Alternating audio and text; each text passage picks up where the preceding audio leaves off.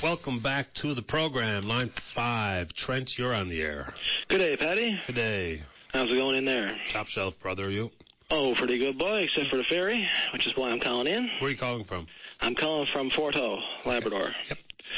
So I'm going to talk about the ferry service. I mean, there's obviously issues, as you heard, in the last little while. And the issues here in the Strait of Belle Isle are being caused directly by failure on behalf of the Provincial Department of Transportation to provide a proper vessel to operate in the Straits year-round. As a result of this, people are with hundreds, even thousands of dollars while they're waiting on the ferry to make its crossings, and that's ridiculous. I mean, you know yourself. If you were stuck waiting on, your link to the island or your link to anywhere, and they're not doing anything, it all comes back to the government failing us. They failed to provide a suitable ship for the run. They failed to provide any air service to make up for the ferry that's not running. And they're failing to take action to ensure we don't have to deal with this again in the future, because it's going to continue. The provincial government's responsibility can only be in when they talk about an RFP for a suitable vessel back in 2012, and here we are in 2015. That's where I think it's legitimate to say they've dropped the ball. But with the Apollo being the vessel on the run, we are relying on the federal government and the Coast Guard, right? Yes. Now, I'm going to continue. I'm going to go on to talk about the issue right now with the Apollo and the Coast Guard. Oh. But I also want to touch on the RFP as well. Okay. Before I clue up. Mm-hmm. So like I said, now the issues that we're dealing with are short-term issues, which are the issues we're talking about now with the Apollo and the Coast Guard. But there's also long-term issues going back to the RFP that you spoke about. So currently we have the Apollo on the run. It's 45 years old. It's running back and forth from Blancheplan to St. Barb.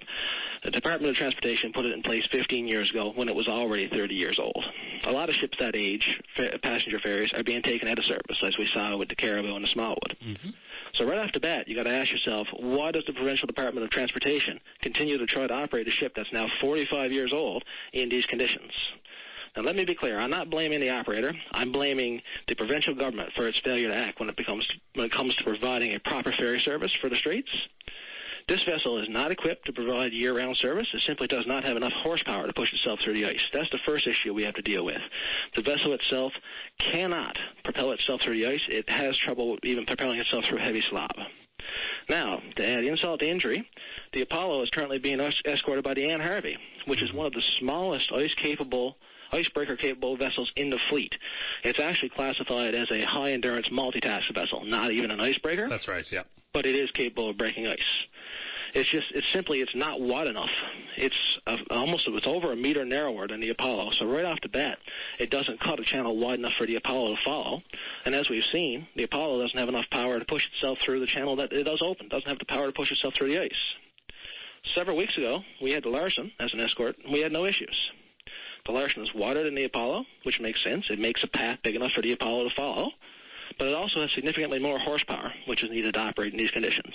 The Anne Harvey has some trouble from time to time operating in these conditions because it only has approximately 8,800 horsepower, and the Apollo has about 8,000. So it's not a big gap there in terms of horsepower. Now, on an interview last week or week before last on Labrador Morning, a representative of Coast Guard said we didn't have severe enough conditions in the Straits to justify having the Larsen any longer, and that we could make do with the Anne Harvey. But more importantly, they said if anything changes with these conditions, they would reevaluate and reallocate icebreakers. Our ice has gotten thicker. Nobody can question that. The pressure on the ice has increased. No one can question that. And the Anne Harvey was completely disabled for several days due to mechanical issues, not even moving. Yet here we are, and the Coast Guard has still not allocated us another more capable icebreaker. The short-term solution here, Patty, you know it, I know it, everyone here listening knows it, is to give us an icebreaker capable of doing the job and send the Henry Larsen to do it. If we have that ship, we'll be able to operate with minimal issues. Not to say we won't have any, because there's always, room for error. But you will have much better service with the Larsen, and people will have a lot more comfort when traveling, and a lot more ease of mind, and a lot less unforeseen expense. I agree with you 100%. There's no wiggle room for anybody on this front.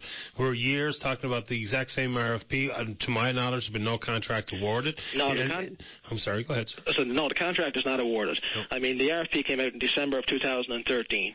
So we went all of 2014, and here we are now into March 2015, and there's still nothing. But furthermore, let's talk about the RFP.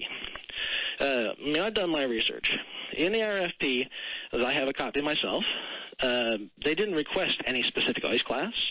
They didn't request any specific horsepower. All they specified is they want a vessel that can travel 14 knots in clear water. My research has indicated the Apollo, which has 8,000 horsepower, can produce in excess of 14 knots in clear water. And we've seen it is capable of doing the job. So how is it we're expecting another ferry of similar size and horsepower to do the same job? It's not enough. It's not enough horsepower to operate in the Straits year-round. Now, further to that, I've done some more research. I found that a ship of similar weight and size to the Apollo has to be equipped with approximately 16,000 to 17,000 horsepower in order to operate in these conditions, that is with minimal icebreaker assistance. So why is it, if I can go and do this research and figure out the dimensions and what horsepower would be needed in order to do it, why can't the Department of Transportation complete the same research? If they did, they would know what we needed in a vessel. Yeah, they know full well. They know exactly what you need. They're failing to act, as I said earlier, but they're playing stupid. But they're failing to act is the real issue. They're going out looking for a newer version of what we have now. They're going to give us a vessel with a 15-year contract with possibility of 2 5-year extensions that has the same horsepower, basically the same size. So we're going to have an ineffective vessel providing a job that it can't do for up to another 25 years. So as frustrating it is to look at what we have to deal with today, you look at we're going to have to deal with the same thing, maybe worse, for another 25 years. How is that fair to the people of Labrador and anybody needing to travel to or from Labrador? It's an excellent question. It's and one I certainly don't have an answer for. When it comes to the Larson, do you know where that is now? The last time I checked, the Larson was in the Gulf, just off PEI. Okay. And, I mean, if you know anything about the ice fleet, ice-breaking fleet, the 3 biggest ships in the fleet, of course, is the Louis Saint Laurent, the Larson, and the Fox. And I looked on the map last week, and they were all operating in about a 400-mile radius of one another, 300 to 400-mile radius. Mm-hmm. So, I mean, you got the 3 biggest ships in the fleet operating in very, very close proximity in the Gulf, when we're here with a ship that couldn't operate for one reason, because it had mechanical issues, and it's just too small to help out the ship that it's trying to escort. Yeah, this has been on, it's every single year, though, too, right? That's what boils my blood, is that everybody knows what you're up against. They've acknowledged it from the provincial government level when they talked about the RFP, which they discussed originally in 2012. It was released in 2013, still no contract awarded. And if they're just going to give you a new version of what you already have, we're going to have this exact same conversation as to where is the Larson this time next year or whenever that new vessel is on the run. Yeah, I'd say we'll have the same conversation for the next 25 years by the sound of it. You could be absolutely right, Trent. I don't know. Yeah. When it comes to the air service, I'm surprised there isn't a bit more reaction to that possibility. I mean, as soon as there's an interruption in service to many communities here on the island, they bring in the helicopter. Yes, and I mean, you see that quite often. But if you look at here, the statement has been made, and it's been made time and time again, and it's very insulting to anyone who's ever traveled in Labrador or anyone from Labrador. Well, you have another route you can drive around. That's what keeps coming back to us. Now, if you've been here, you know it's 1,100 kilometers from the ferry terminal in Blanc to Labrador City. And then when you get to Labrador City, you still got another stretch of treacherous road before you get anywhere.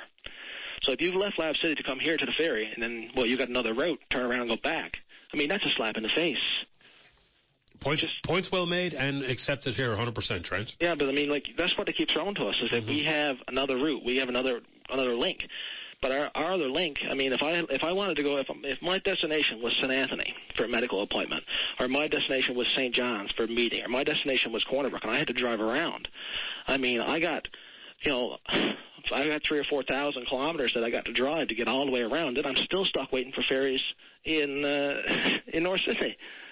It doesn't make any sense. Yeah, it doesn't make any sense. And, sometimes when there's answers available and they create a whip for their own tail, whether it be in deferring decisions, dragging their heels on awarding contract, not putting the appropriate RFP forward in the first place to make sure the vessel that they end up getting on the run can do the job, it's hard to understand why this continues to go on. Because they know full well they're just going to find themselves back in the crosshairs if they don't do it right the first time, and you put them right there squarely again this morning. And I appreciate your time. Anything else, sir? I just wanted to recap and just clarify everything that I said. If we had a ferry that was capable of doing the job with the right horsepower, we wouldn't need icebreaker assistance. But right now we don't have that ferry, and so we're going to need icebreaker assistance, and we need something bigger and better than the Anne Harvey. Bring back to Henry Larson. Point well said, sir. Appreciate your time this morning, Trent. All right, thanks very much. All the best. Bye-bye. Yeah, bye-bye. Now, there's a pretty concise summary of what's going on in that service, and well articulated by Trent this morning.